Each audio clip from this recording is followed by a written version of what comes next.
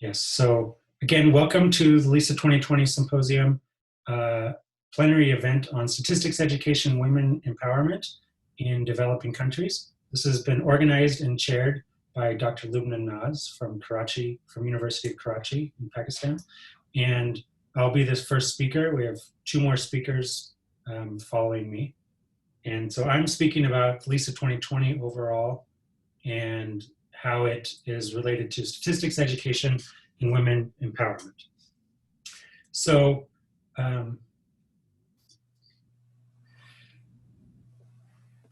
as I mentioned, I'll talk globally about the LISA 2020 program and then how stat labs can connect are related to statistics education and women empowerment. So LISA 2020, we are a program, and our vision is to build statistical analysis and data science capacity to transform evidence into action. You know, that the main idea is that statistics and data science are super powerful for advancing research, for making decisions in business and policy, and it's underutilized. And so we want more statistics and data science to be used to make better decisions, to advance research.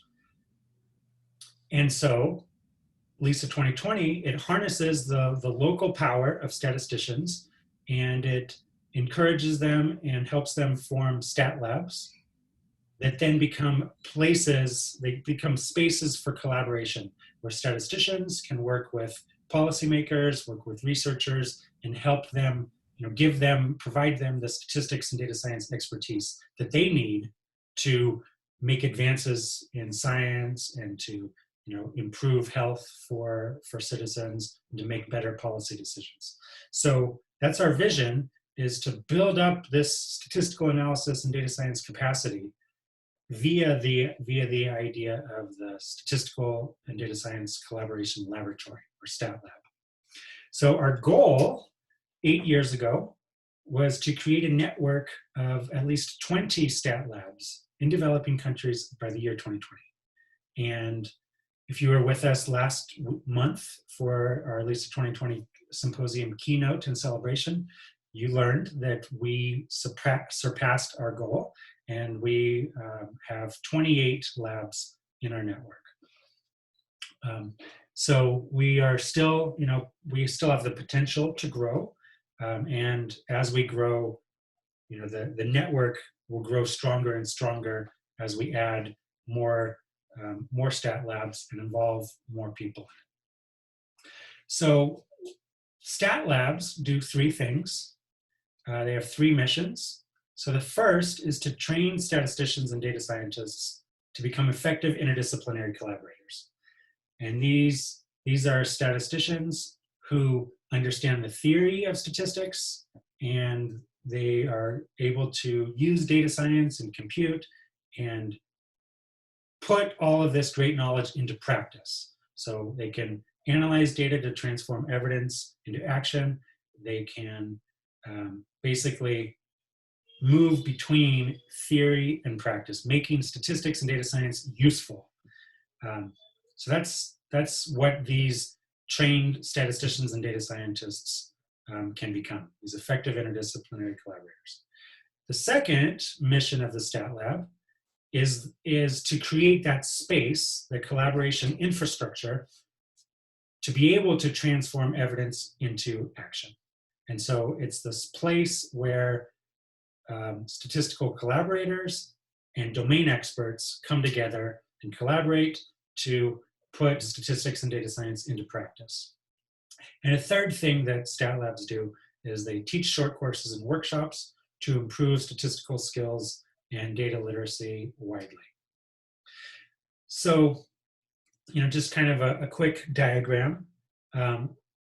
We start off with a statistician, but as we all know, as educators, the students that come to us aren't born statisticians. They don't become statisticians, in high school. They require education, training, mentoring, and support, and then become this collaborative statistician or data scientist. And a collaborative statistician can then work with domain experts in all sorts of fields to enable and accelerate research and to help governments make better decisions, support local NGOs, etc. The beauty of the LISA 2020 program is that our collaborative statisticians, they don't just work alone, they create a stat lab that then provides the education, training, mentoring of their own students and staff at the local institution.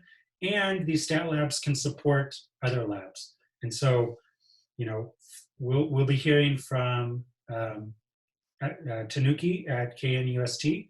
So she started up her operations, you know, a year or 2 years ago. And so she's able to now, and so she got a lot of help from folks in Nigeria. You know, UI started in 2015. They worked out what works well, what doesn't work well. They shared that information with KNUST, and KNUST, you know, can share that information with, you know, University of Development Studies or Mines, or TATU, or, you know, KSTU as well, other places within Ghana. So again, these stat labs, they educate and train the next generation. They serve as research infrastructure, and they improve statistical skills and data literacy.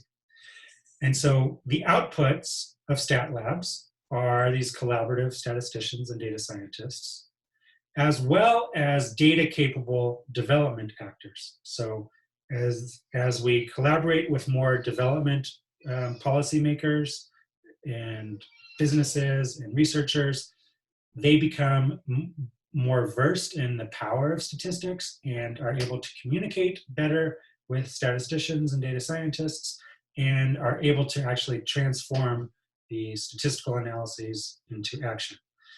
And this happens in that collaborative space of the stat lab. And these stat labs then can, on a much bigger scale than one individual alone, can enable and accelerate research, help governments make better decisions, and support local NGOs. So one more idea is that these statistical collaboration laboratories of the LISA 2020 network are engines for development. So the stat lab trains more collaborative statisticians and data scientists who then work with domain experts to impact, you know, hundreds, thousands, millions of people around the world. And as I mentioned, at least our network, as of last month, and the number is still the same today, is 28. We have 28 stat labs around the world in developing countries. So how does this relate to statistics education? Well, I think that education, statistics education, is the foundation of collaboration in statistics and data science. So our collaborators, our students, the staff, you know, members of the faculty, they have to be good statisticians. They have to understand the theory and methods of statistics. And I think each stat lab will have a different mix of projects that are being worked on. And so a different mix of skills are necessary. I've identified 8 technical skills that I want all of my students to know, to be, to learn. And so these 8 areas of statistics are probability, statistical thinking. So this is more like data acumen, more like the statistical intuition to understand making comparisons and thinking about how to use evidence to make decisions. Inference is a core topic in statistics. And then we have in LISA at the University of Colorado Boulder, there are lots of people who are interested in surveys, not so much in experimental design, but I think those are very important skills that I like my students to have. They also need to be able to do all these statistical analyses in R, so they have to have computing in R. And then as we get into kind of more specific technical areas of statistics, linear models is a basic course that my students need to know, and then that goes up to generalized models, nonlinear models, mixed effects models, time series, maybe even some spatial statistics. These are all kind of generalizations of the linear model.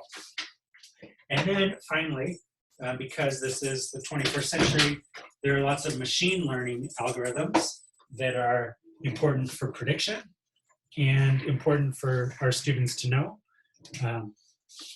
And we've had some applications of deep learning, etc. So these are the technical skills, which I, through my own teaching, specifically of collaboration, I augment with the professional skills of collaboration. So these are maybe non-technical skills that actually allow a student to be able to leverage the technical skills to help people solve problems. Finally, I think a really good statistical collaborator will have some knowledge of domains of application. And so this could be through study, or maybe they took some courses in biology or some other field, or it could be just gained through experience. When our students are curious and they want to really make an impact in a field, they ask questions, they learn about the field, and as they keep on doing more projects, they learn more and more, and they're able to use what they've learned in one field and apply it in another field. Just as a quick example, in my own PhD dissertation, I built up models of social network models. And these models this family of models that I was using was originally developed they're mathematical models that were applied in political science. And I used them to understand the social dynamics of elephants, wild elephants in Africa. And so I used, a mathematical model and statistical model applied in political science to ecology and biology. So part of that was that I was able to continue to learn through all of the projects that I had done as a graduate student and be able to make connections between those projects. So that's what I want my students to know, this long list. And students don't have to be experts in all of this before they can be collaborators. But by the end of their experience, I would hope that they would have more mastery in all of these topics and the ability to learn on their own. But kind of key for me really is what I want my students to do. I want my students to apply these concepts in collaboration with domain experts to transform evidence into action for impact. So as statisticians, we're not necessarily out there collecting the data or making the decisions. We're sitting behind the scenes analyzing data on a computer, but we still have a great potential for impact through the domain experts with whom we collaborate. And so that's what I want my students to do, is apply these concepts in collaboration with domain experts to transform evidence into action for impact. So how now do stat labs, how is that related to statistics education and women empowerment? Well, stat labs connect the classroom to the wider world. So I think that stat labs, and specifically statistical collaboration, working on real projects, makes the teachers of statistics better teachers. So it can inform the individuals, but also the departments about what to teach. So what are the relevant concepts that are actually being used or need to be used to solve real problems? These are, statisticians who are collaborative and work with lots of people. They realize that, maybe some of the theoretical concepts, you don't have to dig so deep to be able to make this concept useful. You need to understand it, and then, use it. And there are many more applied methods that maybe are more useful and are more critical to be taught. So statistical collaboration helps faculty, staff members, departments determine what to teach. What are the relevant concepts? Also, it helps it helps in changing how we teach. So we've probably all been in statistics courses in which there was an example about widgets and nobody knows what a widget is, and it's like really boring. Whereas when the teacher has experience collaborating with real people on real projects, solving real problems, they can bring these examples into the classroom. And so that's a great way for how to teach, is teaching with relevant examples that will excite the students. Also, as we work one-on-one with domain experts as collaborators, we we get lots of practice on explaining statistical concepts. And that practice of explanations is also transferable into the classroom. And finally, why to teach. So this was kind of the example, the issue of the examples, that students want to know, why is this useful? Why is this useful? Well, as statistical collaborators, we know exactly why all of these concepts are useful, because if they're not useful, then we're not teaching them. But most of them are useful in some way, and we can bring in those examples for why they're useful. So we can use our collaboration experience for motivation. So I'm actually going to pause right now and ask you guys for other reasons. So how does statistical collaboration make teachers better? Or what is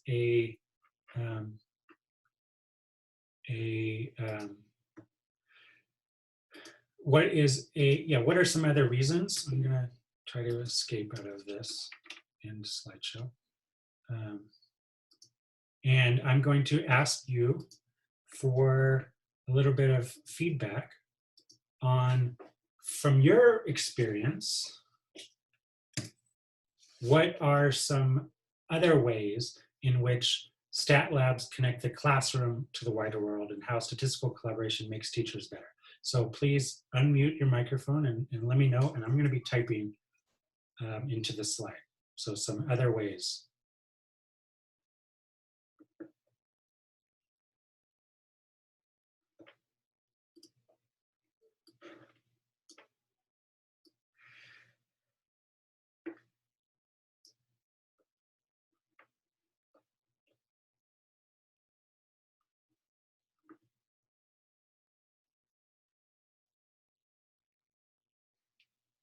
And if you're... Hello, Eric. Go ahead.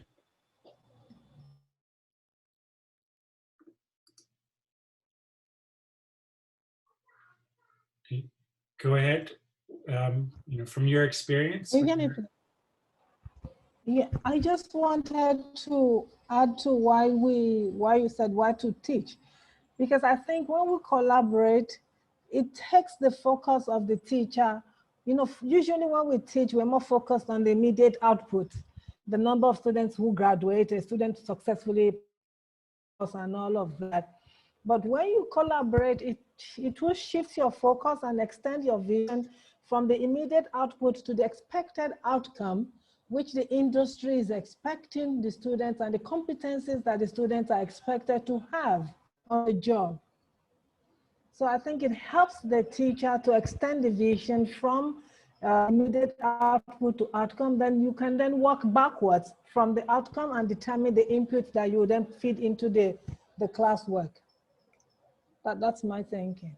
Great, thank you, Atinuke. So what basically, it gives us insight into what our students will be doing eventually, and therefore shifts our focus from the short term to the longer term, which will be beneficial in our teaching and definitely for the students. Yeah. Yes, that's right. Thank you.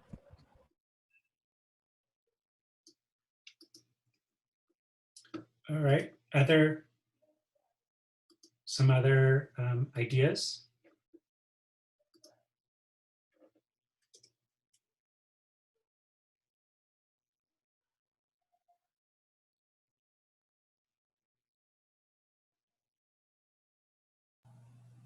Uh, can I add few words here? Please do.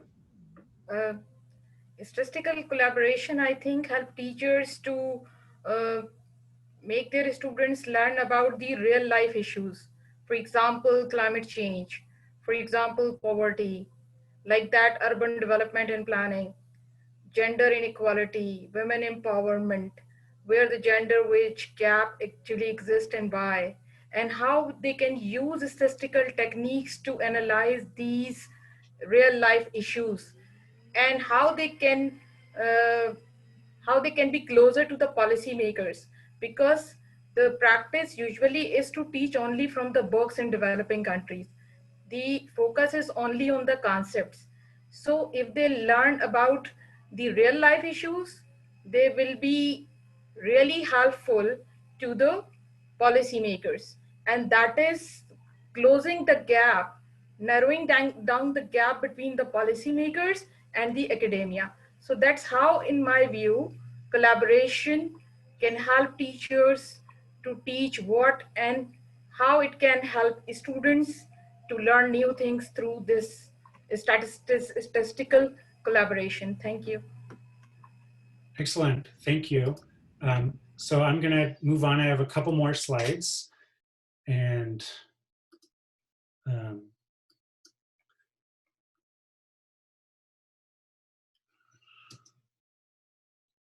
it's a multi-step process to get all of this going. So again, am I sharing the slide, or actually I don't care. Well, no, I do care. If I'm sharing the presenter. It's a slide. No, it's a slide. Yeah. Okay, so statistical collaboration makes teachers better. And we have three more reasons to add to this list for how statistical collaboration connects really the classroom and the students to the wider world. Now, it's, so I've been talking about statistical concepts, but really people form the basis for collaboration. And it's statisticians who have impact, and women are underserved in the fields of statistics and data science. And we need more women in statistics and data science. So for me, there's multiple reasons for why we need more women in statistics. One of them is that I think we need more statisticians and data scientists in general. There are so many amazing things that collaborative statisticians can do, and we need more of them. We don't have enough. And so we need more, and because there's more room to grow to get women excited, we could focus on that, where focusing on getting women more interested in statistics is a way to grow the statistics profession. A second reason is that we want diversity of thinking, of experience, because that makes everybody's decision-making stronger. There are many examples of how an unconscious or even a purposeful bias excluding women and men has led to really bad outcomes. Just one most recent example that was brought to my attention was that there was a clinical trial for a sleeping pill in the United States that was tested on mostly men, and it works differently on men and women. And so lots of women were taking the sleeping pill, but it was not working as intended because the research was only done on men. And this was not very long ago. This is a recent example, and it's just crazy to think about how there could be such bad decisions by excluding one gender from a research study. So more women are needed in statistics. And so I think we really need to focus on attracting more women into our stat labs, and we can use their stat labs to empower domain experts. So kind of the broader idea is that stat labs connect statistics to the wider world. And so if statistics is not taking into account the viewpoints and the skills of women, then stat labs are not connecting a fully fledged field to the wider world. We're only connecting, a biased view to the wider world. And so we need more women to contribute to the field of statistics and data science, so that the field of statistics and data science is more robust, so that when we connect it to the wider world, we are having much more impact. Three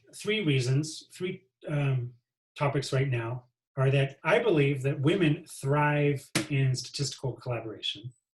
So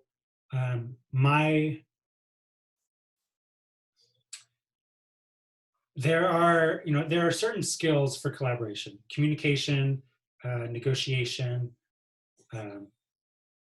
asking questions, developing relationships, that are skills that somehow seem to have like a gender imbalance, and that women are just better potentially at these skills that are really useful in statistical collaboration. And so I've seen it with my students that there are some female students who are not so excited about statistics until they get into collaboration. And then when they can connect with people, with real people, to solve real problems, they get really excited about statistics, and they blossom and become excellent collaborative statisticians and have lots of impact through their collaborations. So that's one point, that women can thrive in statistical collaboration. So we should encourage more women to join our stat labs, to get our collaborative training, to become collaborative statisticians and data scientists. Also, stat labs empower female domain experts. So we've seen this from previous workshop from Ghanaian University on mid-career women learning statistics, and that enables them to have success in their careers. I have lots of domain experts that I work with that are female, and it's very powerful to provide statistical expertise to them and then have their careers really advance. And as I mentioned before, collaboration can motivate to study statistics. So I'm going to skip the other reasons for now and let other people talk about it and have that discussion. But I think that we could be appealing more to our female students by saying, here, study statistics, learn the theory and methods of statistics, and then use that to connect and collaborate with people to solve real problems. And I think this is a really powerful idea that will motivate lots more women to study statistics and data science. So thank you for your time, and I will stop now and we'll hear from our next speakers. Dear participants, our next speaker is Dr. Atinuke. She will present her research on women in STEM, progress and practice, the case of Ghanaian University. So over to you, Atinuke.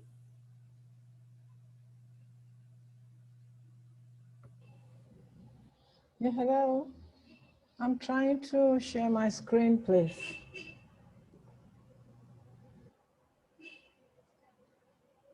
Do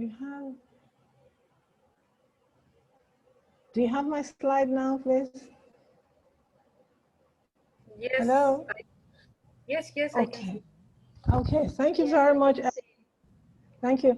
Thank you very much, Eric. And then a lot of what I was also going to say has been said already by Eric, so I will not be repeating some of those things he has already said, especially when you're talking about women empowerment. But I'd like to start my session by a quotation from Kate Arnold. She said something that I found very profound and very relevant. She said this last year. She said, when women band together and support one another, Not only can we up-level the workforce, but we can increase the potential for data to change the world. And that just buttresses what Eric just said, that women actually do thrive in collaboration. So I'll be speaking on women in STEM, our progress and prospects in the case of the Ghanaian University, and I'll be speaking about the situation in KNUST. This is the overview of what I'll be going through. I just have a few slides to share with you. So the preamble to the study then is about the female high school enrollment. Presently in Ghana, we have the free SHS program by the incumbent government we started 4 years ago. And we had thought that with the free SHS, which is senior high school, the number of girls enrolling in sciences would also increase because we had a jump in enrollment. But we find that about 32 to 38% of the students who are enrolled are still the females in science. So we still have the same proportion being maintained despite the number that has increased. We also have some programs in KNUST for female enrollment as well into STEM programs. We have some concessional admission for some females and females from underrepresented communities. But in all, we still have about 25 to 35% of students in sciences and STEM programs being females. And when you get to the postgraduate level, the situation is even more precarious. And then sometimes some programs, it's an all-male class, especially when you come to engineering and the physical sciences. And when we look at the Sustainable Development Goals, take the first one on poverty to the 13th one on climate change, you see that these are all directly linked to women empowerment. So another issue that motivated the study is when we look at the STI policy, that is the Science, Technology and Innovation policy for Ghana, it is actually gender inclusive. But when you go through the main government institutions and establishments, the gender policy has not been mainstreamed. Including our university, we have a gender policy, but it's not been mainstreamed into the operational things that we do in the university. So the data for this study were focused on the postgraduate enrollment because it is assumed that when you're looking at the postgraduate education, that is where you have the higher skill level, and then people are now talking about career pursuits. And then we looked at the data from 2000 to 2017 for female enrollment into KNUST. We grouped them into physical sciences, engineering, and then the life sciences. The main problem is the limited participation, which I just explained. Another one is the attrition rate. We find that the programs that could have reported, that would have rather reported from 25% female enrollment in the undergraduate, you have a high rate when these ladies or these girls or females move to the higher degrees, and when you also have them occupied in or engaged in STEM careers, the dropout or attrition rate for females is quite high, and it's been reported across several platforms in Ghana about the attrition of females in the STEM careers.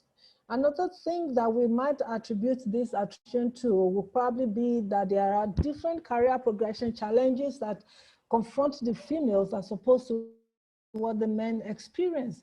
And there was a very interesting write-up, I can't immediately remember the person who wrote it, about the publication output, research output of female scientists compared to male scientists during the lockdown.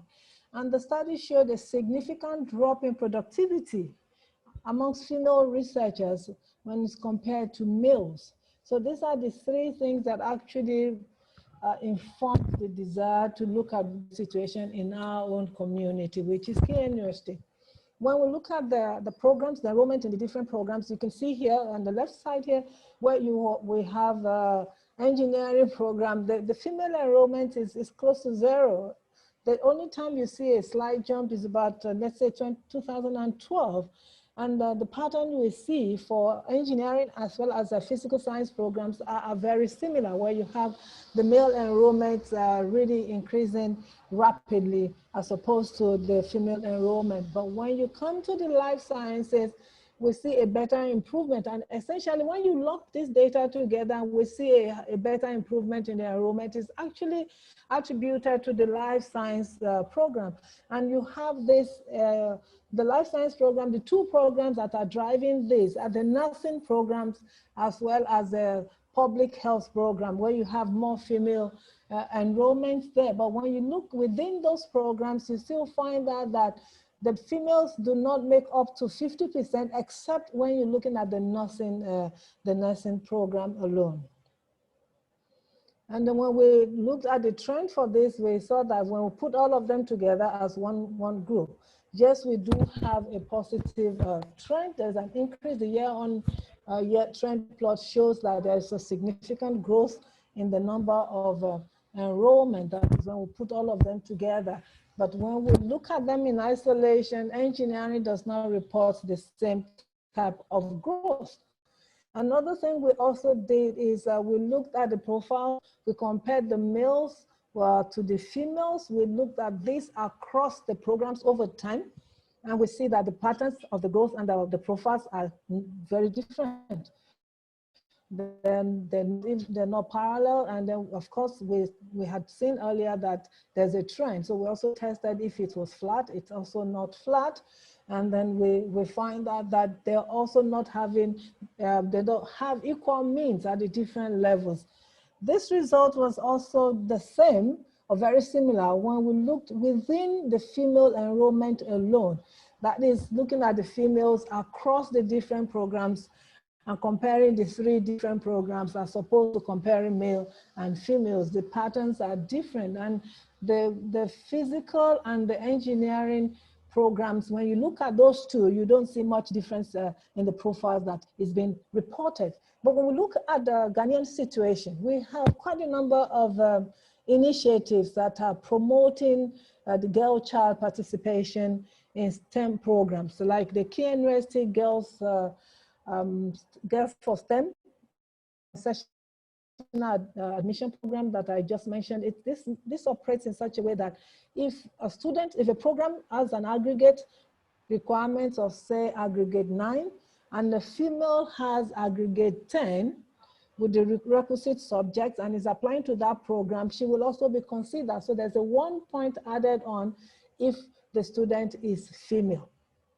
We also have the Wisdom in Ghana. Wisdom in Ghana, I'm part of this. We have also been very active. We've tried to motivate girls. We run girls camps, girls STEM camps. We've had 2 sessions now. The first was in 2018. Another is was last year. Last year we had 200 girls coming for a 1-week camp on STEM.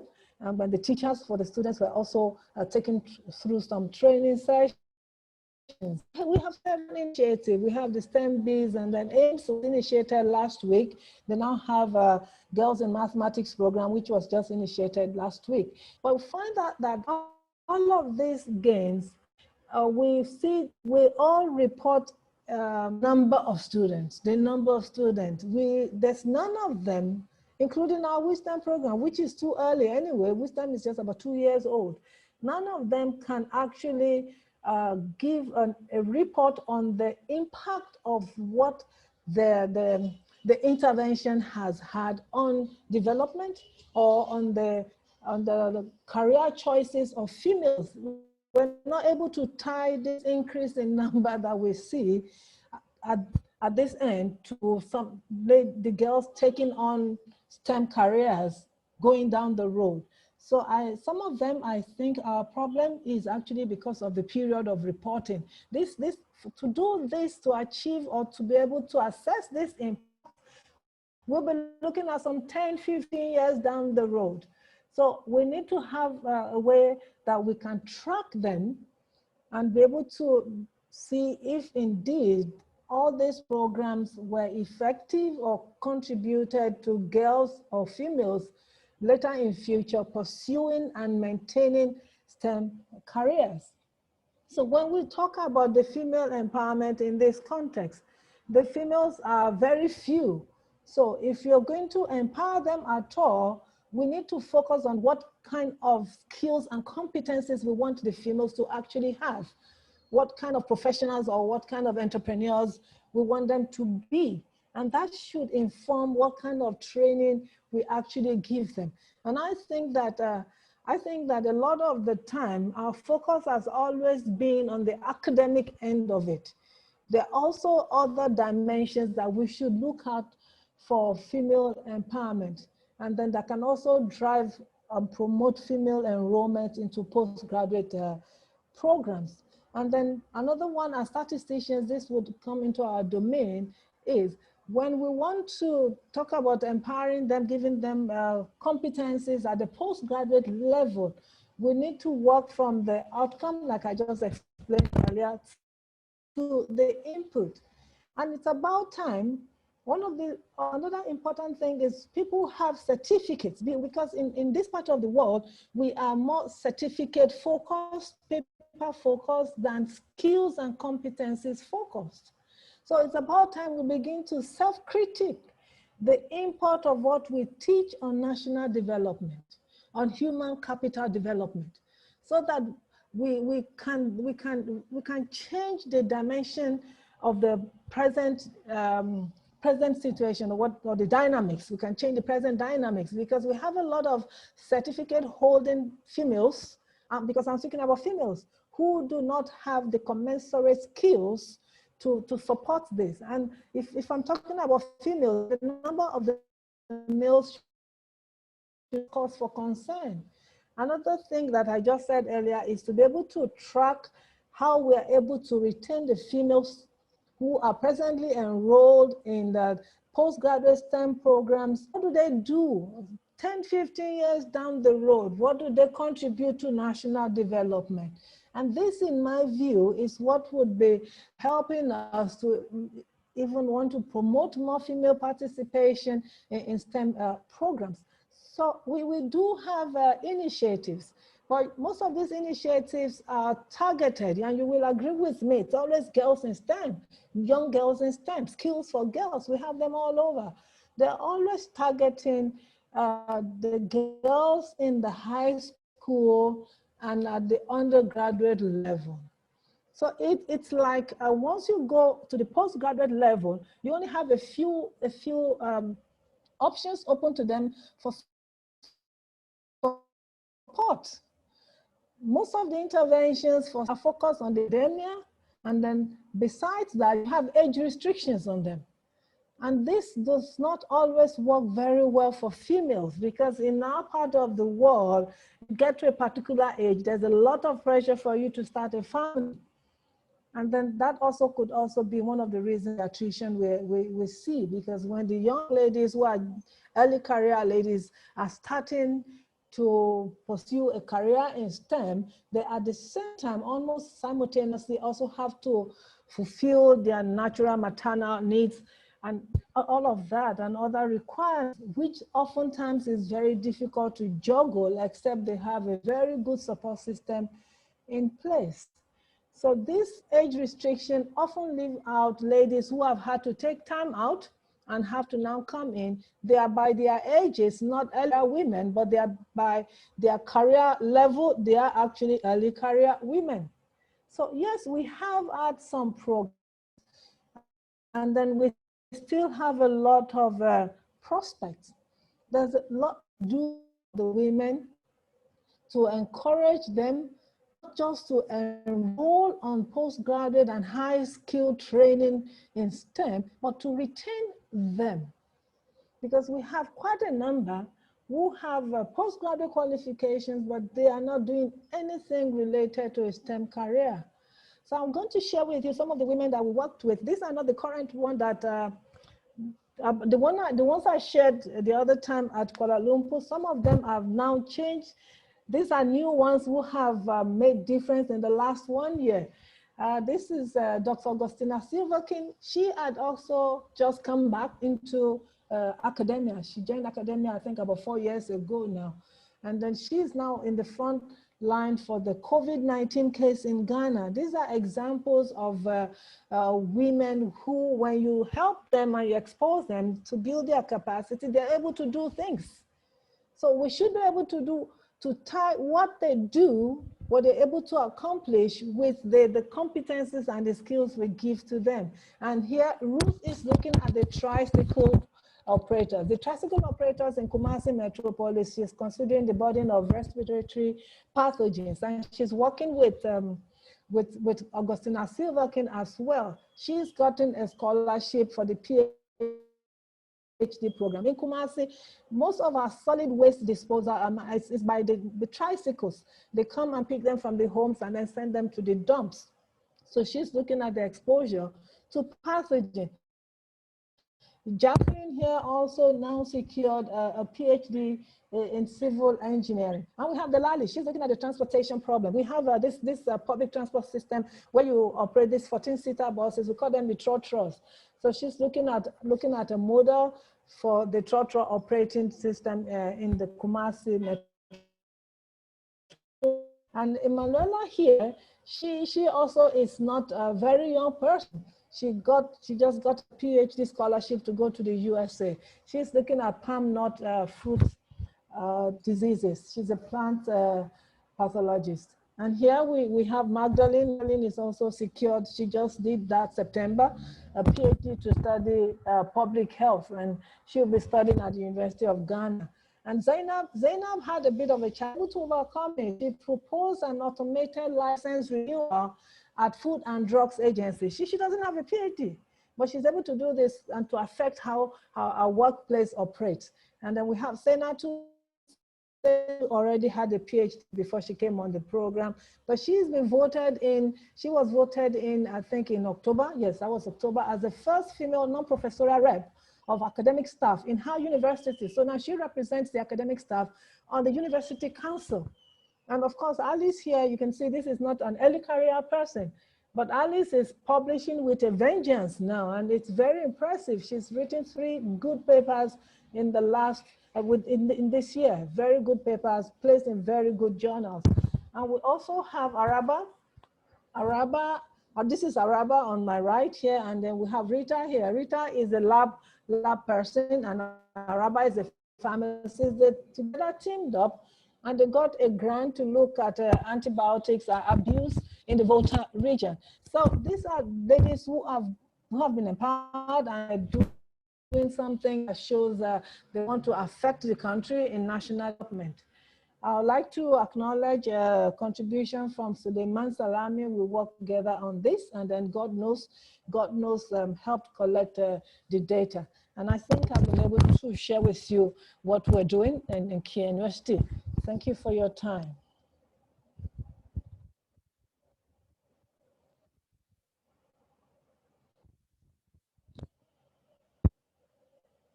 Hello. Thank you, Atinuke. That was an excellent presentation. Thank you very much, Eric. Thank you, Atinuke. Thank you, Eric. Our next speaker is Dr. Tonya, and she will give a talk on the role of statistics in empowering women in developing countries, the South African experience. Over to you, Tonya.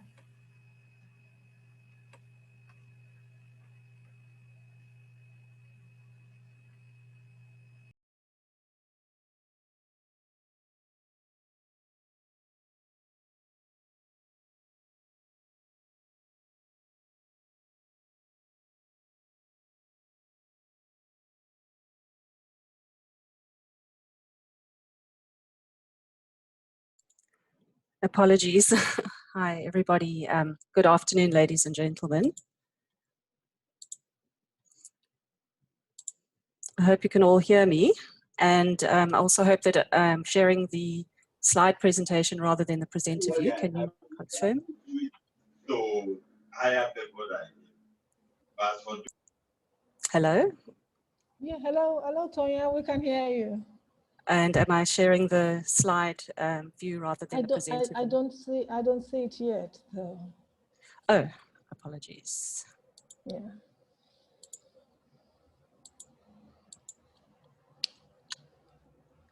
Working with 3 screens is a bit tricky.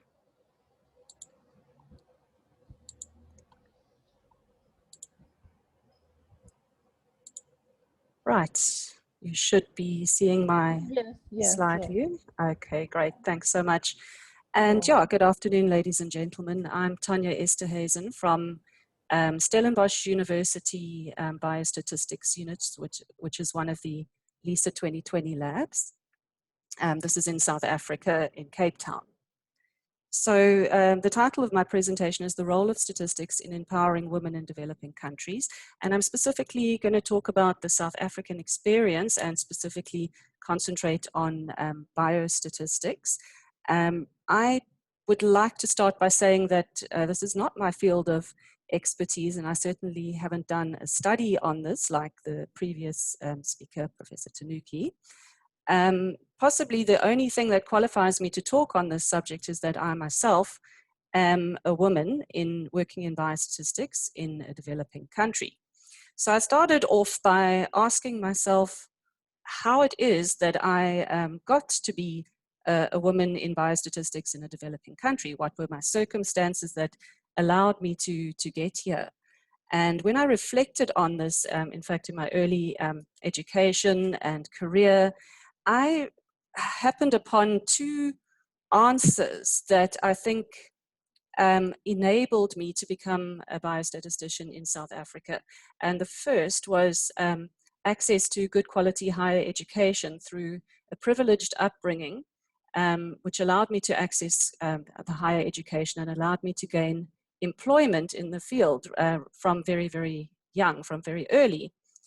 This then set in motion my exposure to a female role model and mentor who was an epidemiologist and a statistician actually from the CDC in America.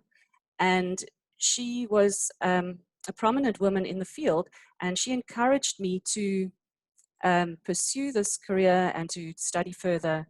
And I think that those factors have worked together to lead me to becoming a biostatistician in South Africa.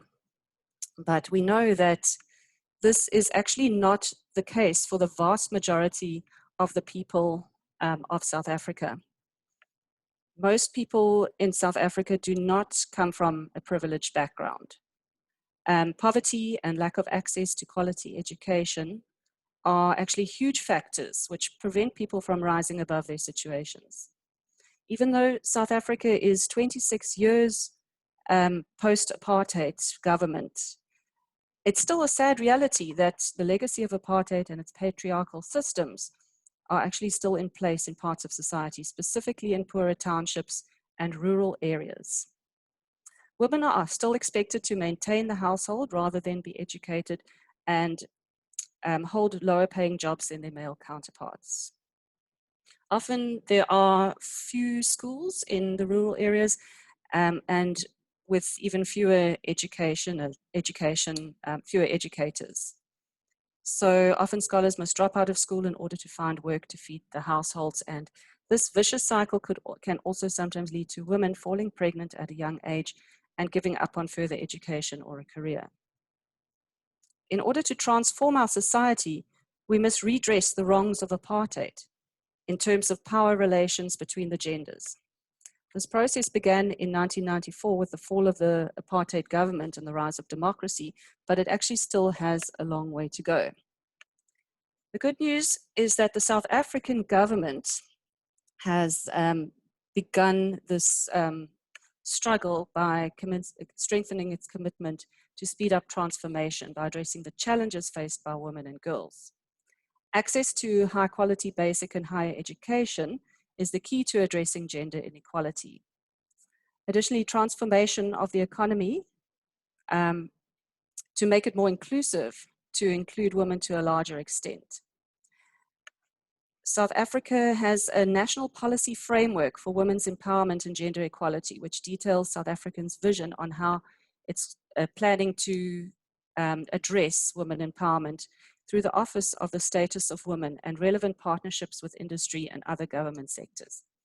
Pumla Williams is a prominent South African person in government, and I quite liked her quote, which states that empowering women means dealing with the past. When women are empowered, we see that families thrive, communities are safer, economies grow. Through the inclusion of more women in the economy, we can also stop generational poverty and in the process stimulate economic growth. One sector of the economy that's driving innovation and the fourth industrial revolution is STEM, science, technology, engineering, and maths. Yet only 13% of graduates in the STEM field in South Africa are women. Increasing the contribution of women in this field would not only help to decrease the shortage of scarce skills in STEM field that we have in South Africa, but would also elevate women's economic empowerment. But how can we attract more women to STEM fields or make them more accessible for women to enter and study? One sector of STEM domains is biostatistics. There is a dire shortage of biostatisticians in sub-Saharan Africa, particularly in South Africa, due to the lack of training programs for biostatisticians. We addressed this in 2014 in a workshop on increasing biostatistical capacity in sub-Saharan Africa, which I was part of, and this publication on the slide here was what ensued from the workshop. This was a gathering of biostatisticians from 8 countries in sub-Saharan Africa, and we fleshed out the issues and decided that the way forward was to create an African Center of Biostatistical Excellence, as well as more master's and PhD level training programs in biostatistics. And as a result of this, Stellenbosch University created the MSc program in biostatistics. Of interest to me, when I looked at this publication and reviewed the 29 participants that were part of this workshop, only 8 were women, 28% of the participants at this workshop, who represented all South African or sub-Saharan African biostatisticians. Only 8 were women. This led me to do a bit of investigating in my own backyard, firstly. I wanted to know the male-female ratio of our biostatistics program candidates and graduates over the years. And similarly, also to look at biostatistics units in Cape Town and what their staff male to female ratio was. Our own master's program has been running since 2017. And this graph shows the student intake over the years by gender. So the male, as you can see, the male intake numbers have grown steadily over the years as our capacity to take on more students has grown. You know, 2017, we only started with 5 students and so on. And then we started taking in more students, but that has been more male students. The number of female students has remained relatively steady over the years. So I was wondering why that is and how we can actually put that right.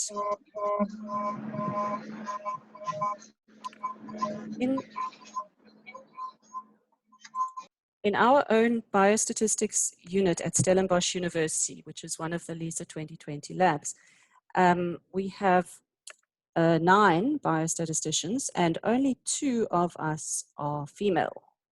So that's 22%. At the Medical Research Council, biostatistics units countrywide, there are 6 biostatisticians, only 2 of whom are women, which is 33%. The University of Cape Town's Biostat Lab Africa is doing slightly better, with 3 out of 7, which is 43% biostatisticians being women. Then I came across a countrywide survey report. A study was entitled "A Cytometric Assessment of Statistics in South Africa." This was released in March 2019 and covered the period from 2000 to 2015. So it looked at 15 years of statistics in terms of teaching programs, in terms of graduates, in terms of publications, and so on. So the findings in general were that in 2015, female instructional staff in statistics constituted 39.1%, which had increased from 37.1% in 2000. In 2015, 33% of the doctoral enrollments in statistics were female. The absolute numbers were 6 in 2000 to an increase of 48 in 2015. While only 2 females graduated with a PhD in statistics in 2000, this number increased to 6 in 2015. The proportion of publications in statistics by female authors did decrease though. It decreased from 27.8% in 2005 to 22.7% in 2016. So while gender inequality appears to be decreasing on the whole over the 15-year period in statistics, the situation is still very far off from equality. I just want to draw your attention to a 2019 article. UKZN is one of the universities in South Africa, and their first Black woman to graduate with a PhD in statistics was in 2019. So there's a lot of catching up that needs to be done. So I thought about ways that we can improve the situation, apart from the government's response, which appears to be taking a long time to show any benefit.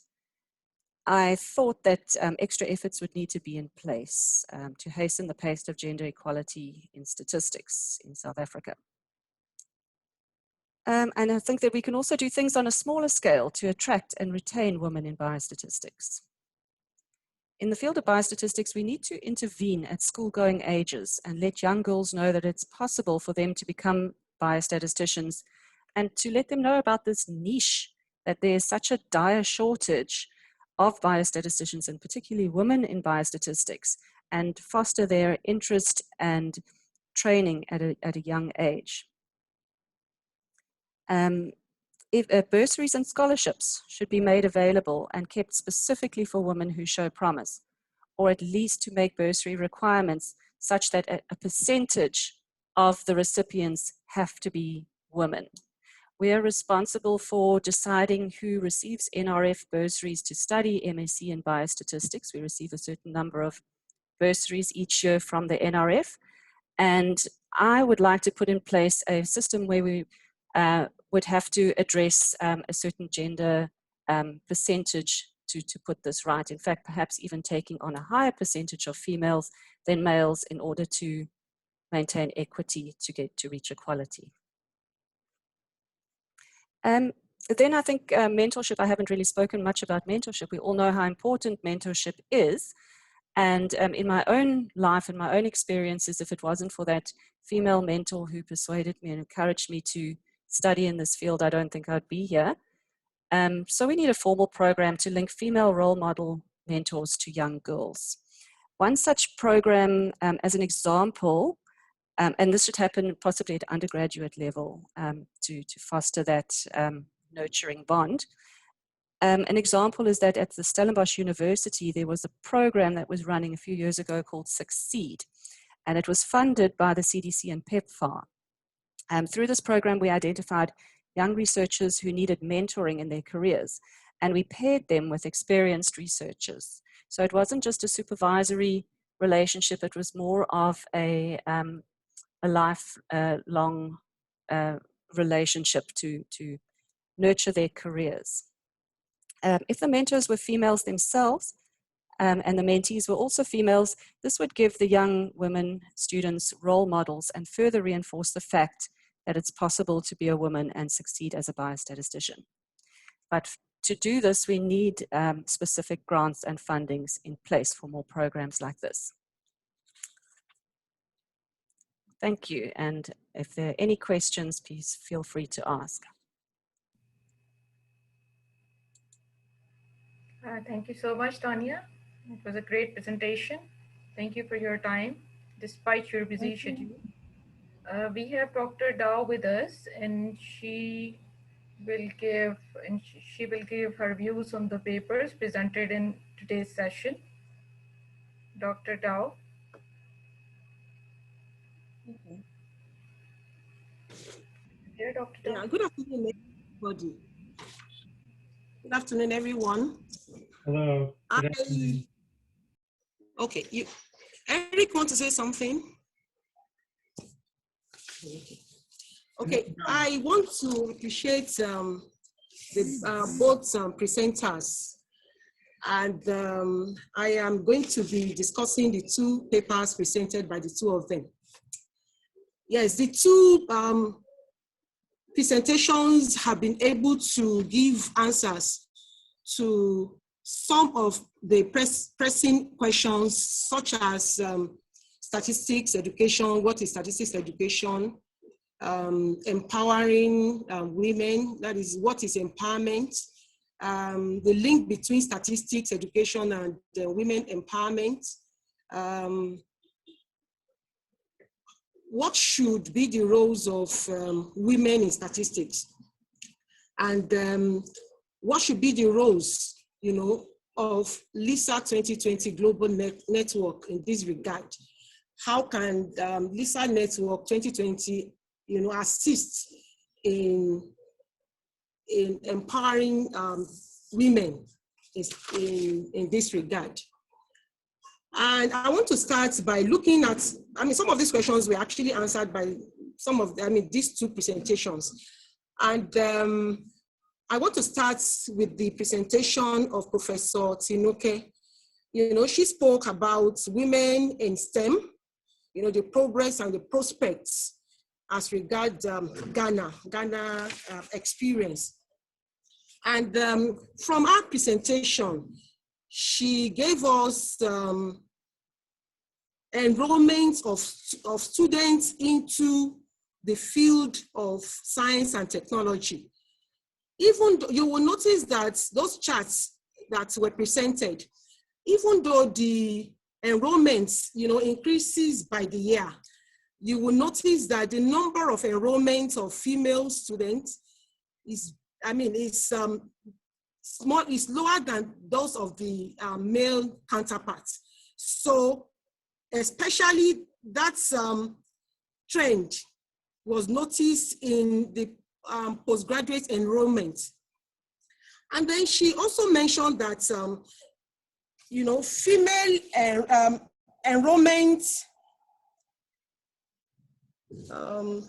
she also mentioned that there are programs that were put in place to assist females, in their careers, in science and technology. And she mentioned that SCI is a gender inclusive program in Ghana, and that female enrollment at the postgraduate level, drop. If you look at the 2007 to 2018 data that she used, you can see that the research productivity of the female, compared to those of, that of the male, is not something, it's not something that can be said to be okay. And then she mentioned that promoting girls' child education, some programs were targeted towards these programs. And then she mentioned that the impact of these programs, cannot be really felt because some of these programs initiated are quite young. And she mentioned that it will take like 15 years or so to be able to, look at the assessment of these programs that are being put in place. So we are hoping that she was hoping that in the next 15 years, we should be able to give reasonable assessment of the programs that have been put in place to assist girl child. And then she also mentioned that in sub-Saharan, we are more of certificate focused than skill and competency focused. So that attention should be shifted from, being certificate focused to skill and acquiring skill and competencies. And then she mentioned that how do we retain women in science and technology? And she gave how this could be done. Talking about initiatives and interventions from women in STEM, if you, put up interventions for women in STEM, STEM careers to focus on early career, and then looking away from age restrictions of women. This will assist women to thrive in their chosen careers. And then it will also help to retain women in their careers. And then she gave examples of women who are doing well in their careers across Ghana. She gave some of them who got grants to travel out of the country, and then some who are doing well in their chosen careers. So in summary, she was able to explain to us that even though the number of enrollments and the number of enrollments of females is not up to that of the males, much can be done to assist women in this regard. And for the second presentation by Professor Tonya, she spoke about the roles of statistics in empowering women in developing countries. And she used South Africa as a case study. And she talked about some of the problems that women face in South Africa, such as poverty and lack of access to education. And she also mentioned that some of these girls, because of early, in their young ages, they get pregnant, and that will hinder them from, moving forward in their education. That will hinder their performances, or it will even make them drop out of school. And also she mentioned patriarchal systems. Sorry? Okay, so, and then she also mentioned that the advantages of empowering women, because if you empower a woman, it will make the family to strive. It will also allow the children in that family to be educated. So she mentioned the fact that women should be empowered. And then she also mentioned that there are a lack of training programs for biostatisticians, and that the MSc program in biostatistics started since 2017, and that males always have we have higher enrollment for males than for females in our own case too. And she also mentioned that a low number of female applicants, yes, compared to the male applicants. And she gave a summary of teaching programs across South Africa, where the number of PhD enrollments rose from 6 to 48 in a particular institution, and then the number of graduates also rose from 2 to 6.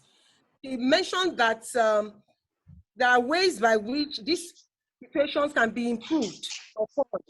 And he mentioned that there should be interventions, in the there should be intervention in the school going, of the school going ages. Government should, provide interventions for school going ages. And then she also mentioned that we should be able to achieve equality. We should, achieve equality, through equity.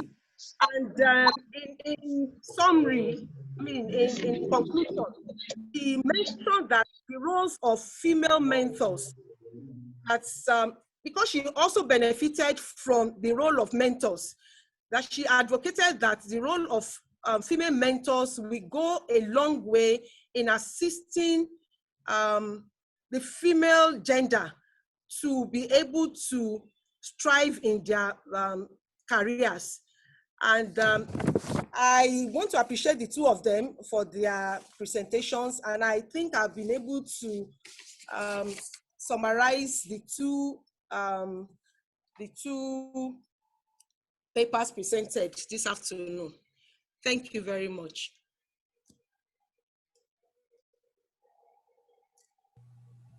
Thank you. Thank you, Dayo. Thank you, Dr. Dow. It's time to wrap up now. If you have any questions, so I can take 2 questions from the audience, from the participants. I would be grateful if you can ask a question, but please be precise because we are already running out of time.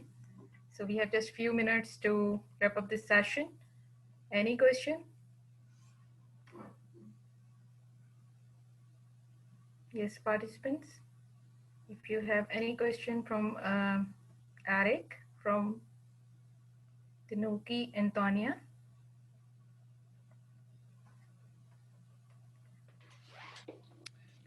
While we're waiting for questions. So with that, well, I would like to, yes, Eric, you want to say something? Yes, please. Yeah, so I think we have maybe 8 more minutes scheduled for the symposium. But so while we're waiting for questions or other comments from the participants, I wanted to mention an idea or a program that Delia North from University of KwaZulu-Natal in South Africa has been promoting, and she's been conducting. And these are, she conducts high tea events for girls and their mothers to get them interested in statistics. And so these events bring, high school girls or possibly even younger, but also their mothers to an event where they sit down, have a snack, drink tea, and they can hear from a female statistician about what she does and how statistics can be a really good profession for women. And so it's not just the girls who are hearing it, but it's also their mothers, so that they can get family support for pursuing studies in statistics and a career in statistics. And so also this kind of event could have, an interesting activity to show how statistics is fun and exciting, or it could also show a short video from, somewhere else around the world. But these are events that, don't require very much money. They require time and effort and the ability to publicize, to attract girls and their mothers to the event. And they probably require maybe a post-pandemic world. But these are events that we could be hosting at each of our stat labs. We all have the ability to be able to have some of these events that will, from a young age, get girls interested in statistics and educate their families about how statistics can be a great career for women. Thanks, Eric. That was very interesting to hear that was Professor North's idea, because I actually know her. And when you mentioned about the statistics high tea, I immediately thought of her other initiative, which was that probability board game, in order to sort of make statistics fun for school learners. She designed this board game, and it was actually very popular amongst high school and actually also primary school students. So that's great initiatives. Excellent.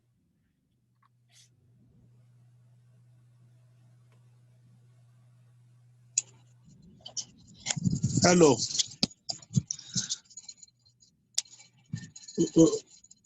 Well, let me start by appreciating all the presenters. I think this is a wonderful session, very interesting, very educative. Thank all the presenters. Well, I don't have a specific question to any one of the speakers, but I want to speak from the perspective of the vision of LISA 2020, which actually focuses on developing countries. And if we look at, my real worry actually is, do we have the same challenge in terms of women participation in developing, women participation in statistics, in STEM, as we have in developed countries? Do we have the same challenges? What are the real key challenges when it comes to developing countries? And what are the real key challenges in developed countries? And again, one thing that I'll be happy if there are people who have done studies to establish if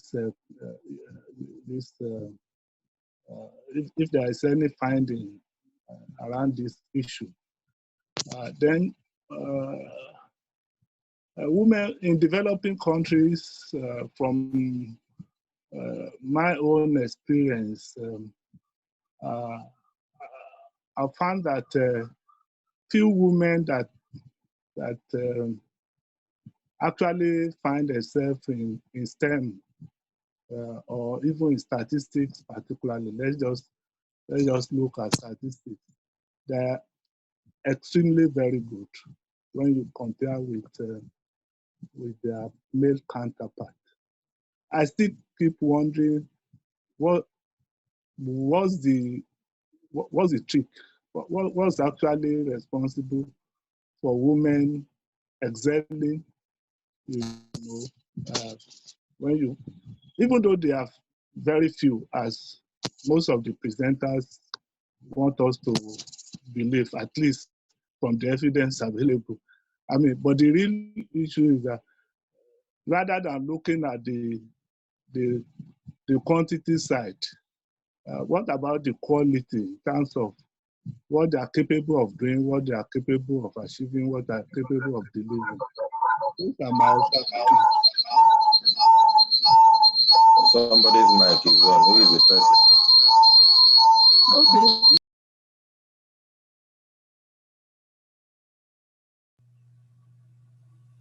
Thank you, Professor Olbosoe, for enlightening us with new ideas.